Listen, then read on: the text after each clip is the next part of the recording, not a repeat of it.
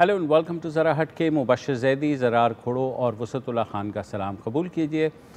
जब से वज़ीर हवाबाजी ग़ुलाम सरवर ख़ान ने पार्लियामान में ये बयान दिया है कि PIA के कम से कम 30% पायलट यानी 262 पायलट जो है उनकी डिग्रियां मशकूक हैं और जाली हैं उनके लाइसेंसेस, तब से PIA को बहरान के बाद बहरान का सामना करना पड़ रहा है। आज यूरोप की जो एजेंसी है सेफ्टी की, उसने पाकिस्तानी परवाज़ों पर 6 महीने के लिए पाबंदी लगा दी है। अभी कुछ देर पहले UAE की जो अथॉरिटी है सिविल एविएशन की, उन्होंने पाकिस्तानी सिविल एविएशन को लिखा है कि पाकिस्तानी पायलट्स को 54 के करीब वहाँ पर मौजूद हैं, उनके बारे में, उनकी डिग्रियों के बारे में बताया जाए कि क्या ये जाली हैं या मुश्तबा हैं, ताकि हम फिर in the safety of the interest of the passengers हम कार्रवाई करें। ये जो लिस्ट है इसके बारे में अभी तक क्लियर नहीं हो रहा कि कितने पायलट्स एक्चुअली इसमें हैं, क्योंकि जब उन्होंने 262 का बयान दिया था उसके बाद से जो है कहा यह गया कि शायद कोई 30 पायलट्स हैं, कोई कह रहा है 20 हैं, कोई कह रहा है कि 150 हैं। PIA में निजी एयरलाइंस में भी हैं। हमने आपको बताया था कल भी कि एक ख़त भी लिखा PIA के CEO जो हैं एयर मार्शल अरशद ने DG सिविल एविएशन को जुम्मे के रोज़ के जनाब जो लिस्ट आपने प्रोवाइड की है वो लिस्ट जो है उसमें बहुत से सीरियस एनॉमलीज़ हैं, क्योंकि उस लिस्ट के बारे में कहा गया कि कुछ पायलट उनमें जो हैं वो वफ़ात पा चुके हैं, कुछ रिटायर हो गए हैं, कुछ जो हैं वो बैरून मुल्क चले गए हैं। तो हमें बताएं, अभी तक सिविल एविएशन की तरफ से कोई जवाब नहीं आया, हालांकि जवाब जो है वो पीर यानी गुज़िश्ता रोज़ तक मांगा गया था। अभी तक सिविल एविएशन की तरफ से वो लिस्ट नहीं आई कि कितने पायलट्स हैं। ये भी ख़बरें आ रही हैं कि कल काबीना के इजलास में 20 से ज़ायद जो पायलट्स हैं उनके लाइसेंसेस जो हैं वो मनसूख किए जाएंगे, जिनके बारे में तकरीबन श्योर है वज़ीर हवाबाजी के इनके पास जो लाइसेंसेस हैं वो सही नहीं हैं। और इनका माखज़ ये है कि ये जो टेस्ट में इन्होंने दिए थे उसमें इनकी जगह कोई और लोग बैठे थे। इन्हीं इल्ज़ामात के ऊपर एक और कार्रवाई भी हुई है। सिविल एविएशन के जो लाइसेंसिंग के जॉइंट डायरेक्टर हैं और जो सीनियर ऑफिशियल एक और हैं उनको सस्पेंड कर दिया गया है। साथ ही जो लाइसेंसिंग के HR डिपार्टमेंट है उसके सुपरवाइज़र, उनके असिस्टेंट्स, उनको भी सस्पेंड किया गया है। मगर अभी तक चीज़ें क्लियर नहीं हो रही। ज़रार जो सूरत हाल बन रही है ज़ाहिर है खौफनाक है PIA के लिए। जी मैं यहाँ थोड़ा इसमें इजाफा ये करना चाहता हूँ कि आपने जो एयर मार्शल अरशद मलिक के ख़त का तस्करा किया 27 जून वाले, उसमें 29 जून तक उन्होंने कहा था कि जो सिविल एविएशन की लिस्ट है उसमें जो पायलट जिन गैर मुल्की एयरलाइंस के लिए काम कर रहे हैं उनकी डिटेल है। इसके अलावा जो पायलटों के रेफरेंस नंबर हैं और पर्सनल नंबर्स हैं उनमें शदीद खामियां हैं, लिहाजा डबल चेक करके ताज़ा लिस्ट 29 जून जो कि कल गुजर गया हमें फराहम की जाए। अच्छा, अब इसमें डेवलपमेंट ये हुई है कि ये लिस्ट इतनी नाकिस है जी कि 141 जो PIA के पायलट हैं उनमें से 36 या तो रिटायर हो चुके हैं या सुबकदोश ऑलरेडी हो चुके हैं बहुत अर्से पहले।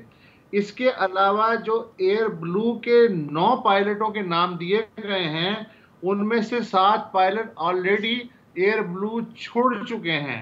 इसी तरह जो है गैर मुल्की लाइनों में जो पायलट्स काम कर रहे हैं उनके बारे में कोई अपडेट नहीं है। अब मसला यह है कि सिविल एविएशन जो कि पाकिस्तान में एक वाहिद रेगुलेटरी अदारा है बाकी दुनिया की तरह, अगर उतने बड़े सफ़ेद हाथी के अंदर पिछले 2 हफ्ते के दौरान 250 पायलटों की अपडेट लिस्ट जो है वो अगर नहीं बन सकती तो ये जो इदारा है ये किस लिए कायम है और इसका जवाब क्या है और इसके साथ क्या किया जाना चाहिए? बिल्कुल वुसअत, और साथ में ये भी बता दूं कि वज़ीर हवाबाजी ने कहा था कि सिविल एविएशन की वेबसाइट पे जाकर के देख लें पायलट्स की, उन पायलट्स की लिस्ट है। अभी तक वो लिस्ट वहाँ पर भी नहीं लगाई गई, क्योंकि ज़ाहिर है उसके बारे में डाउट्स क्रिएट किए गए कि जनाब, और लॉजिकल डाउट्स हैं कि जनाब जैसे आपने बताया कि इतने पायलट्स जो हैं वो रिटायर हो चुके हैं, और उसके अलावा कुछ एक दो क्रैश में भी जाँ बाग हुए हैं।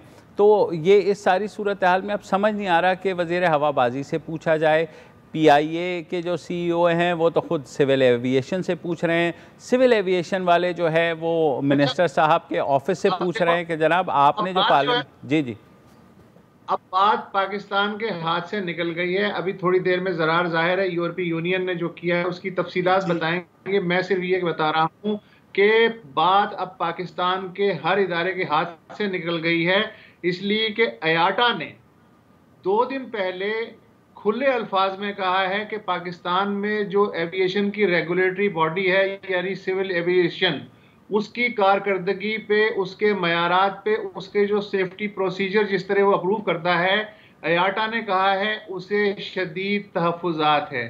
दूसरी बात यह है कि जिस तरह आई एम सॉरी कि अगर ये आज ठीक हो भी जाएं, दूध के दुले भी हो जाएं, तो कम से कम अगले 10-15 साल तक पाकिस्तान की जो लाइसेंसिंग अथॉरिटी है उसका एतबार जा चुका है। जिस तरह हमारी डिग्रियां, मेडिकल की प्रोफेशनल डिग्रियां, यूनिवर्सिटी की डिग्रियां कोई तस्लीम नहीं करता बाकी दुनिया में, इसी तरह ये हशर जो है अब पायलटों की डिग्रियों और उनके लाइसेंसों का होने वाला है कि हम कस्में खाते रहेंगे और दुनिया का कोई इदारा जो है इन डिग्रियों को और इन लाइसेंस के प्रोसीजर को तस्लीम नहीं करेगा, भले वो कितना ही अब शफाफ क्यों ना हो जाए।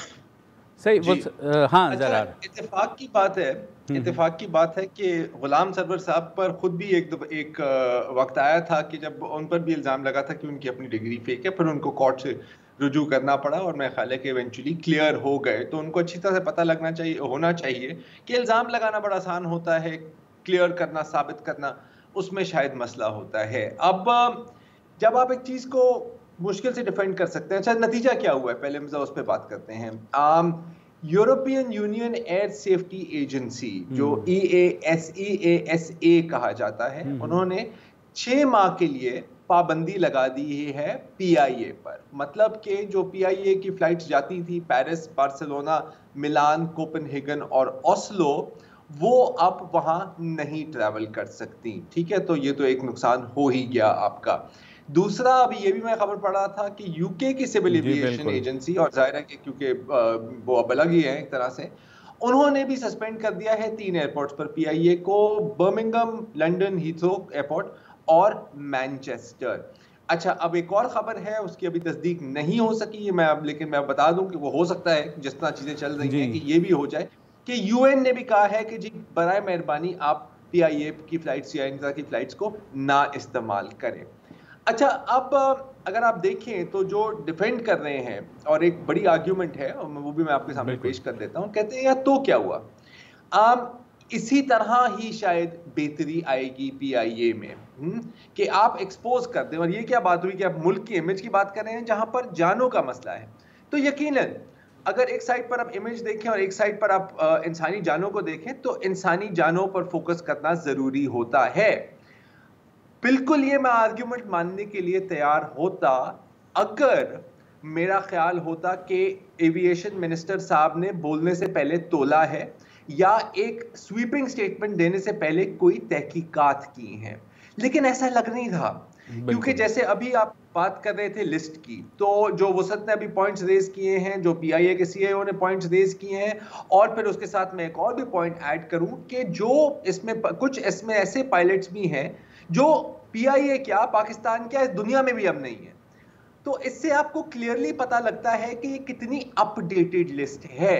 तो या तो 2 चीजें हो सकती हैं यहाँ पर। एविएशन मिनिस्टर साहब ने, क्योंकि ऑपोजिशन सवाल पूछ रही थी और बिल्कुल पूछने भी चाहिए और सबको पूछने चाहिए, उनके पास जवाब नहीं था, उन्होंने एक स्वीपिंग स्टेटमेंट दी। ठीक है, अब स्टेटमेंट दे दी, अब स्टेटमेंट को आप वापस तो नहीं ले सकते, कौन वापस लेता है, अब आपने उसको जस्टिफाई करना है। तो जल्दी से फुर्ती से कहा कि यार एक लिस्ट बना के दो, मुझे जल्दी से लिस्ट बना के दो। जब वो लिस्ट सामने आई तो इस तरह की लिस्ट सामने आई। ये कोई रिफॉर्म का स्टार्टिंग पॉइंट नहीं है। अगर लिस्ट ही आपकी ऐसी है तो या तो आपने जल्दी में तैयार की है या तो आपके पास पहले से पड़ी हुई थी और and it had to take the deaths of 97 people कि आप ये लिस्ट को सामने लाएं। तो यहाँ पर किसकी कोताही बनती है सर? इसको कोई 2 हफ्ते पहले तो अपॉइंट नहीं हुए थे ना, 2 साल हो गए हैं। So this is an important point. अच्छा, फिर लोग ये भी एक आप सुनकर हैरान होंगे कि कुछ लोग ये भी सवाल पूछ रहे हैं सोशल मीडिया पर कि आप कैसे इतने दावे के साथ कह सकते हैं कि ये इसी लिस्ट और इसी बयान की वजह से ये यूरोप में बैन लगा है, हो सकता है कि कोरोना वायरस की वजह से बैन लगा है। तो उन सबको मैं सिर्फ इतना कहूंगा कि अगर आप EASA की अपनी ही जारी करदा स्टेटमेंट को पढ़ लें तो ये चीजें क्लियर हो जाएंगी। जरा एक छोटी सी ब्रेक लेनी है, ब्रेक के बाद कुछ भी इसका जो होगा उस पर भी बात करेंगे। एक छोटी सी ब्रेक ले लेते हैं।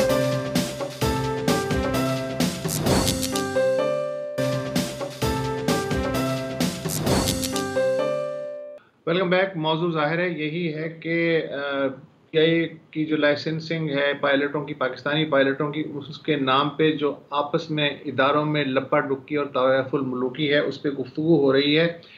ज़रार और मुबशिर, ये कोई पहली बार नहीं है कि यूरोपीय यूनियन ने PIA के तैयारों पे पाबंदी लगाई हो। नवाज शरीफ जब वज़ीर आज़म थे उस दौर में भी PIA के जो बोइंग 777 थे उनके आधे से ज़्यादा फ्लीट को सेफ्टी के रीज़न्स की वजह से यूरोपीय यूनियन ने 6 महीने के लिए बैन कर दिया था।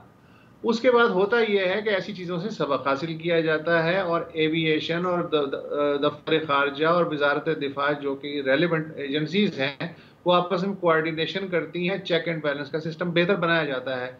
अल्हम्दुलिल्लाह उस 777 के वाक़े के 6 साल बाद आज ये नौबत आई है कि पूरा का पूरे जो PIA का फ़्लाइट सिस्टम है वो यूरोप के लिए बैन हो गया है और कोई दिन जाता है कि नॉर्थ अमेरिका के लिए बैन हो सकता है।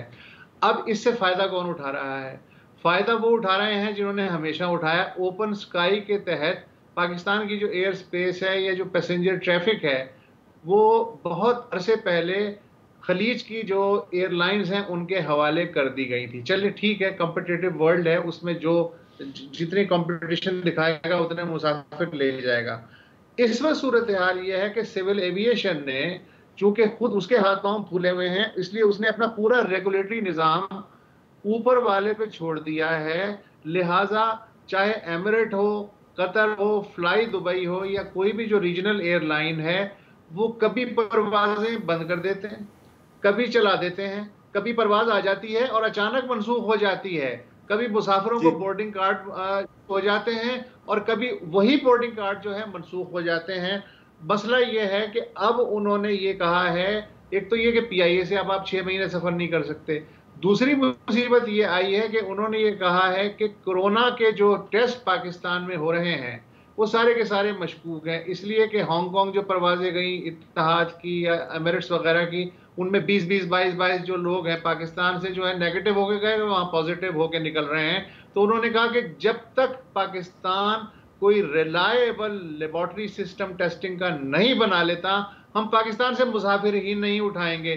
तो ये एक जो होता है ना, मरे पे 100 दुर्रे, ये 112वां दुर्रा ये पड़ गया है। तो इसका क्या करें? अच्छा वुस्ता साहब, आपको याद होगा गुज़िश्ता हफ्ते हमने जब डॉक्टर ज़फ़र मिर्ज़ा को लिया था और यही सवाल मैंने और ज़रार दोनों ने उनसे पूछा था कि जनाब जो बाहर जा रहे हैं और ये जो हो रहा है, तो उन्होंने कहा जी उसका हम कुछ नहीं कर सकते और उनको बस स्क्रीन करके हम भेज देंगे। तो आप सिर्फ पॉलिसी देख लें कि बजाय टेस्ट करने के उन लोगों के, आप सिर्फ और सिर्फ जो है उनके स्क्रीनिंग करके भिजवा रहे हैं, यानी आप इस बात का कोई सर्टिफिकेशन ही नहीं दे रहे कि जनाब ये क्लियर हैं। तो जाहिर है वहाँ तो माथा ठनकेगा और वहाँ पाबंदियाँ लगेंगी। मगर ये जो पाबंदी अब लगी है यूरोप के, ये हमारे लिए इसलिए बहुत बुरी होगी कि पैसेंजर्स का जो लॉस होगा सो होगा, जो हम इंजन ओवरहॉलिंग करवाने के लिए जाते हैं वो भी नहीं जा सकेंगे। उसके लिए अब हम या तो सेंट्रल एशियन कंट्रीज़ की तरफ रुख करेंगे या कहीं और करेंगे, क्योंकि वही वो हो जाता है। मगर वहाँ पर वो फैसिलिटीज़ नहीं होंगी हमारे जहाज़ों के लिए, जो ऑलरेडी हमारे जहाज़ जो है वो इस कंडीशन में नहीं है कि उन्हें आप बिल्कुल जो है ज़बरदस्त कंडीशन में करार दें। तो ये भी बहुत बड़ा नुकसान होगा। तो मेरे ख़्याल में ये PIA की निजकारी के बजाय जो है ये पिचकारी लग गई है कि अब मुझे नहीं लगता कि पीआईए इस धचके के बाद उठ भी पाएगी या नहीं। बिल्कुल सही। तो एक ब्रेक ले लेते हैं और ब्रेक के बाद वापस।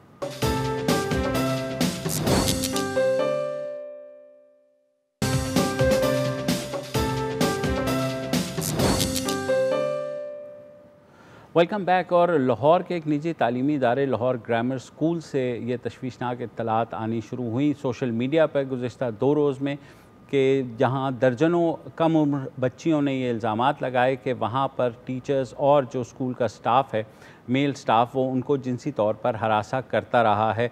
ये जब वाक़यात सोशल मीडिया पर आए तो साथ ही साथ ये भी कहा गया कि इस बारे में बाज़ाब्ता तौर पर स्कूल की मैनेजमेंट को कंप्लेन की गई, मगर उन्होंने ये एक्शन नहीं लिया। मगर जब ये चीज़ सोशल मीडिया पर आई तो उसके बाद जो स्कूल की इंतज़ामिया है उन्होंने एक्शन लिया और एक उस्ताद, एक एडमिन ऑफिसर, एक अकाउंटेंट और चौकीदार को उन्होंने निकाल दिया नौकरी से और कहा एक लेटर में जो उनकी प्रिंसिपल हैं निगत अली कि वो बच्चियों के के साथ इजहार हमदर्दी भी करती हैं और इन चीज़ों को बहुत सीरियसली लेती हैं और इस बात को इंश्योर करती हैं कि ऐसा कभी नहीं होगा। ये जो ब्रांच है 1A1 लाहौर ग्रामर स्कूल की गालिब मार्केट गुलबर्ग में वाक़ है, वहाँ से ये इत्तलात आईं और बच्चियों ने जब सोशल मीडिया के ऊपर डाला, उन्होंने कहा कि उनके उस्ताद ने उन्हें गलत तरीके से न सिर्फ छुआ बल्कि उनको नंबरों पर व्हाट्सएप के थ्रू जो है गलत मैसेजेस और गलत तस्वीर भी भिजवाते रहे। इस सारी सूरत हाल पे ज़रार काफ़ी कुछ सोशल मीडिया पर आया। क्या आपके ख्याल में ये जो एक्शन लिया गया है?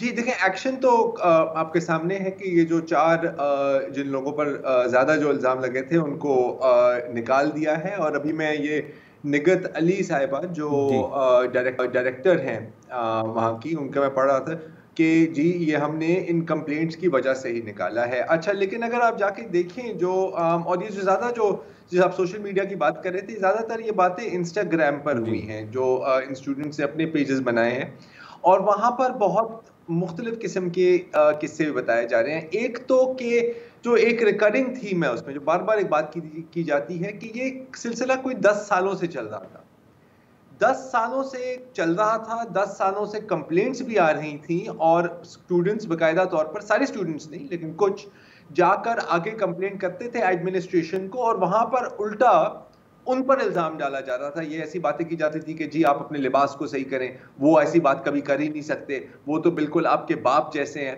बाप जैसे बिल्कुल होंगे, लेकिन क्या कहते थे वो उन्हें? जैसे एक टीचर के बारे में ये कहा जाता है कि वो जबरदस्ती अपनी तस्वीर खिंचवाता था लड़कियों के साथ और फिर उन्हें अजीब अजीब मैसेजेस भी भेजता था और कहता था कि हर रात सोने से पहले मैं इसी तस्वीर को देख के सोऊंगा।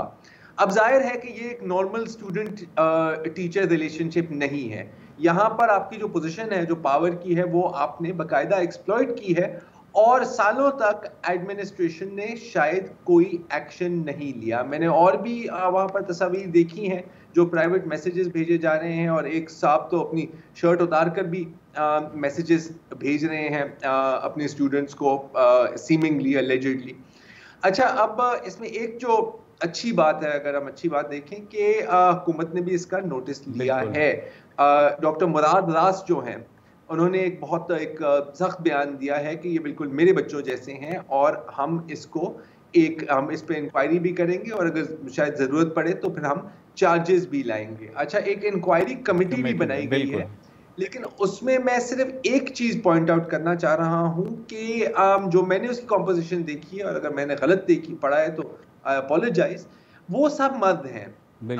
और इस तरह के जो इशू है, अब आप ये भी देखें 10 साल लगे ना इस इशू को बाहर आते हुए, किसी एक शख्स का इशू नहीं है, नहीं तो हम शायद बात भी ना करते अगर इतनी एक अप इन द एयर किस्म की चीज होती। लेकिन अब काफी क्लियर है कि ये बात सच थी। अगर 10 सालों तक कंप्लेंट की गई और एडमिन में भी खवातीन है, खवातीन को भी कंप्लेंट किया गया, उन्होंने भी नहीं सुनी, तो शायद अगर इस जो इंक्वायरी कमेटी बैठेगी, अगर इसमें कुछ खवातीन शामिल की जाए तो आई थिंक शायद ज़्यादा आसान हो इन स्टूडेंट्स के लिए उनको अप्रोच करना। अब हमने सबने ये बहुत बात देखा है कि बिल्कुल देखें, अब इन लोगों को निकाल तो दिया है, अब स्टूडेंट्स को ये कहा जाएगा शायद अपनी फैमिलीज की तरफ से भी कि आप मामले को और मत फैलाओ, आपको इंक्वायरी कमेटी के सामने जाने की कोई जरूरत नहीं है, वहां पर पता नहीं किस किस्म के सवाल पूछे जाएंगे। और अगर एक ऑल मेल इंक्वायरी कमेटी बैठी है तो फिर यकीनन ये बातें और भी होंगी, और भी मसले पड़ेंगे। तो मेरा ख्याल है कि बहुत अच्छी बात है कि डॉक्टर मुराद दास पे इसने नोटिस लिया है, लेकिन और भी अच्छी बात होगी कि अगर इसकी कमेटी की कॉम्पोजिशन पर भी थोड़ा सा मजीद गौर किया जाए। क्या ख्याल है आपका उसर? बिल्कुल। अच्छा, मैं ये कहना चाह रहा हूँ कि एक इसमें फरीक है कि जो चंद टीचर्स जिन्होंने हरास किया, चंद तालिबात जो हरास होती रही, जो बेचारी कुछ कह नहीं सकी, और फिर एक ने बात शुरू की तो बाकियों को भी हिम्मत हुई, जैसा कि होता आया है बाकी दुनिया में भी। और एक एडमिनिस्ट्रेशन है जिसने चीज़ों को अंडर द कारपेट हुआ। एक तबका है वालिदैन का। ये मैं मान नहीं सकता कि घर वालों को किसी एक केस के बारे में भी किसी के घर वाले को पता ना हो।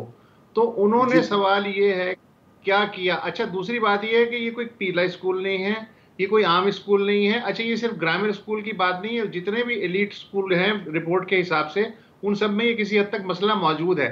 एलीट स्कूल में जो पढ़ने वाले हैं वो जाहिर क्रीम होते हैं ना माशरे के, उनसे ज्यादा इन्फ्लुएंशियल तबका कोई नहीं होता है।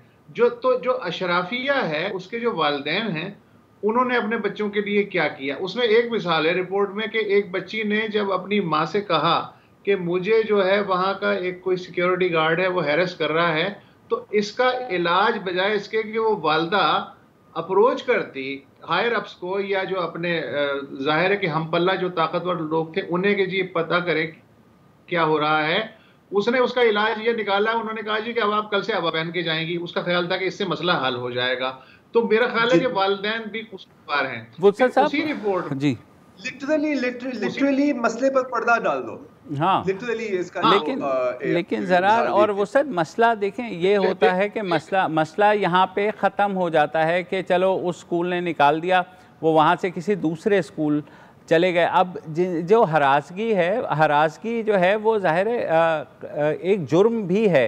तो इस मामले में कानून बिल्कुल हरकत में नहीं आता। ज़ाहिर है लाहौर ग्रामर स्कूल एक एलीट स्कूल है, पुलिस भी वहाँ ये कह देगी कि जनाब कोई कंप्लेंट नहीं हुई, तो लिहाजा हम कैसे करें। जी, इस स्कैंडल का भांडा फोड़ने का सारा क्रेडिट जो है वो उन बच्चियों को जानता है जिन्होंने कमाल जुर्रत से काम लेते हुए, जाहिर है इस माशरे में बड़ा रिस्क है बच्चियों के लिए, उन्होंने सोशल मीडिया पे आहिस्ता आहिस्ता इस पे बात करनी शुरू की, जिसकी वजह से बाकियों को हिम्मत हुई। अब ये जो बच्चियों की जुर्रत है ये बाकी माशरे के लिए, वालिदैन के लिए और जो उनके हैं हमदर्द, उन सब के लिए मैसेज है कि बात छुपाने से नहीं छुपती।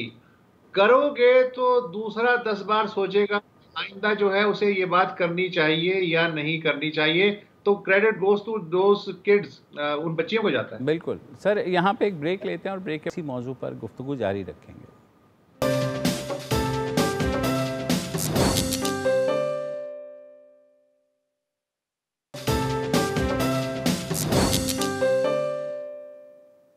वेलकम बैक जी। बात हो रही है लाहौर ग्रामर स्कूल की, और ये किस्सा जैसे आपको पता है सोशल मीडिया पे पहले शुरू हुआ। सालों से स्टूडेंट्स ये कह रहे हैं कि वो कंप्लेन कर रहे थे, लेकिन 2 दिन का शोर सोशल मीडिया पर और ये एक्शन लिया गया। आज इस पर एक बहुत तफसीली खबर छपी थी डॉन अखबार में। जरी जलील ने ये खबर लिखी थी और उसको पढ़ते हुए एक और चीज़ देखी जो भी इंतहाई तशवीशनाक है। और यहाँ पर निगत दाद साहिबा को कोट किया गया और ये कहा गया कि आम टीचर्स की तरफ से हैरेसमेंट तो थी, लेकिन और ये सिर्फ एक स्कूल की बात नहीं है, ये शायद तमाम स्कूल्स की बात हो रही है, प्राइवेट स्कूल्स की मैं बात कर रहा हूँ। जो मेल स्टूडेंट्स हैं वो सोशल मीडिया ख़ासतौर पर फेसबुक और इंस्टाग्राम के ज़रिए लड़कियों को टारगेट भी कर रहे हैं, ब्लैकमेल भी कर रहे हैं और उनका हरासा भी कर रहे हैं। ये क्या, इसके पीछे क्या कहानी है? हमने आज निगत दाद साहिबा को ही दावत दी है शो पर आने के लिए, तो thank you very much for joining us निगत। अब थोड़ा सा अगर आप रोशनी डालें कि ये जो सोशल मीडिया हरासमेंट और ब्लैकमेल है ये कितनी वाइड स्प्रेड है और कितनी सीरियस है?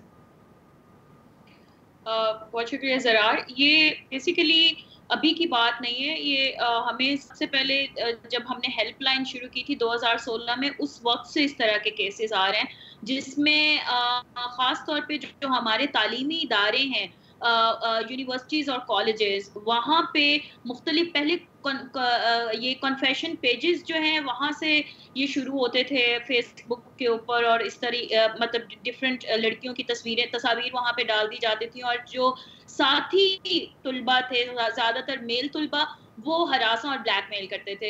ये पेशावर में सबसे पहले एक केस आया था 2015 में, और उस पे एफआईए ने एक्शन भी लिया था जब खवातीन ज़्यादा बोलना शुरू हुई। अब जो हम लोग ट्रेंड देख रहे हैं, ये पहले इतना ज़्यादा नहीं था, लेकिन अब हमारे जो स्कूल्स हैं, ख़ास तौर पे जो प्राइवेट इदारे हैं और ज़रा एलीट स्कूल्स जो हैं, वहाँ पे बहुत ज़्यादा हमें हेल्पलाइन पे कंप्लेंट्स आती हैं, जिसमें इंस्टाग्राम के ऊपर जो क्लास फेलोज हैं या स्कूल में जो मेल स्टूडेंट्स हैं, वो पेजेस बना देते हैं फौरन, और उस पे इंटीमेट इमेजेस या नॉन कॉन्सेंशुअल जो कंटेंट है अपनी साथ में स्कूल फेलोज का, लड़कियों का, वो डाल देते हैं। और फिर उसमें ज़्यादातर जो हमारे पास केसेस आए, वो लड़कियां रिपोर्ट कर रही होती हैं रियल टाइम में उन पेजेस को, इंस्टाग्राम के ऊपर हम लोगों को रिपोर्ट कर रही होती है कि प्लीज़ कुछ करें, इसको टेक डाउन करें। एक और चीज़ हमने ये देखी कि ज़्यादातर जो जब हम उन कंप्लेनेंट से या सर्वाइवर से पूछते हैं कि आपको बेसिकली कैसे पता चला इस पेज का, तो वो हमें ये बताती है कि हमें हमारे जो साथी स्टूडेंट्स हैं उनके पास किसी तरीके से उनके पास हमारा कंटेंट आ गया है जो कि उनके पास नहीं होना चाहिए था, नॉन कॉन्सेंशुअल, और वो अब उस पर हमें ब्लैकमेल कर रहे हैं। और ब्लैकमेलिंग के बहुत से तरीके हैं, जिसमें एक जो बहुत यूनिक सा अंदाज हमने देखा कि वो ये कहते हैं कि अगर हम आपका जो पर्टिकुलर कंटेंट है उसको टेक डाउन कर देंगे अगर आप हमें अपनी और फ्रेंड्स का जो इंटीमेट कंटेंट है वो हमें भेजेंगे। तो ये कुछ इस तरह का ब्लैकमेलिंग का साइकिल है, और बहुत ऑर्गेनाइज्ड साइबर क्राइम है जो कि स्कूल के खासतौर पे मेल स्टूडेंट्स में बहुत ज़्यादा अब नज़र में आया है। कोविड में हमारे पास तकरीबन 8 से 10 केसेस ऐसे आए हैं जिसमें हमने ऐसे पेजेस को एस्केलेट किया है इंस्टाग्राम के ऊपर। अच्छा निगहत, आपने जब बात की ये सारे केसेस के हवाले से, तो साइबर क्राइम वालों ने, जैसे मसलन कराची में होता है, अक्सर देखते हैं कि वो लोगों को पकड़ते हैं, छापे मारते हैं और जो ऐसे मॉफ्ट करते हैं पिक्चर्स या इस तरह का कंटेंट डालते हैं। तो क्या एफआईए के साइबर क्राइम विंग में अब वो कैपेसिटी है कि वो रियल टाइम में इसको देख सकें, या इक्का दुक्का केसेस उठा करके वो देख लेते हैं? मेरा ख्याल में अभी तक कैपेसिटी नहीं है। वो कोशिश तो करते हैं, और बहुत से जो इस तरह के साइबर क्रिमिनल्स को वो अरेस्ट भी कर लेते हैं, जो इस तरह की खासतौर पे सेक्शन 20 और 21 के अंदर जो क्राइम कमिट करते हैं, ब्लैकमेलिंग करते हैं ओवर इंटीमेट इमेजेस के ऊपर। और एक केस में माइनर को भी इन्होंने गिरफ्तार किया था लाहौर में। तो ये करते हैं, बट उतनी कैपेसिटी नहीं है कि रियल टाइम में फौरन जब कंप्लेन की जाए तो उसको करें। महीनों लग जाते हैं किसी को फॉलो करने में। लेकिन हमने ये भी देखा कि क्लास का भी एक बड़ा वो है कि जो इन्फ्लुएंशियल लोग हैं वो बड़ी आसानी से निकल भी जाते हैं, खासतौर पे ऐसे बच्चे जो इन्फ्लुएंशियल घरानों से ताल्लुक रखते हैं। तो ये हम लोग मतलब ये देखते हैं कि अब एस्केलेट अगर सोशल मीडिया कंपनीज को करें तो वो जितनी जल्दी टेक डाउन करते हैं उतनी तेजी से लॉ एनफोर्समेंट इदारे नहीं करते। लेकिन मैं एक चीज जरूर कहना चाहूंगी कि माइनर्स पे भी कानून का इतलाक होता है। तो बहुत से यंग स्टूडेंट्स ये सोच के अगर करते हैं कि उन पे कानून लागू नहीं होगा, तो ये गलत सोच है, क्योंकि prevention of electronic crimes act जिस तरीके से मेजर लोगों पे होता है उसका इतलाक इसी तरीके से माइनर्स पे भी होता है। चलिए बहुत अच्छा निगहत, वक्त कम है, मैं एक सवाल पूछना चाह रहा हूँ व्यूअर्स के लिए कि अगर कोई इस किस्म की साइबर हरासमेंट या साइबर स्टॉकिंग, साइबर ब्लैकमेल का शिकार हो, तो अगर आप अपनी जो साइबर हेल्पलाइन है वो अगर बता सकें कि कैसे कांटेक्ट किया जाए, क्या तरीकाकार होता है? बिल्कुल, हमारी जो हेल्पलाइन है वो हमने कोविड में वैसे ही 24/7 कर दी है। उसका टोल फ्री नंबर है 0800 39393, जो सुबह 9 से लेके 5 बजे तक ये हेल्पलाइन नंबर काम करता है। उसके बाद हमारी डिजिटल मीन्स के जरिए हमारी ईमेल पे और हमारे सोशल मीडिया जो पेजेस हैं डिजिटल राइट्स फाउंडेशन के, उस पे कोई भी सर्वाइवर हमें रीच आउट कर सकता है। तो ना सिर्फ हम लोग लीगल सपोर्ट और डिजिटल सिक्योरिटी सपोर्ट देते हैं, बल्कि मेंटल हेल्थ काउंसलिंग भी प्रोवाइड करते हैं, जो कि 7 days a week अवेलेबल है। चलिए, बहुत शुक्रिया निगहत दाद। बहुत शुक्रिया निगहत। एंड आज के लिए इतना ही वक्त है नाज़रीन, इजाज़त दीजिए, खुदा हाफ़िज़।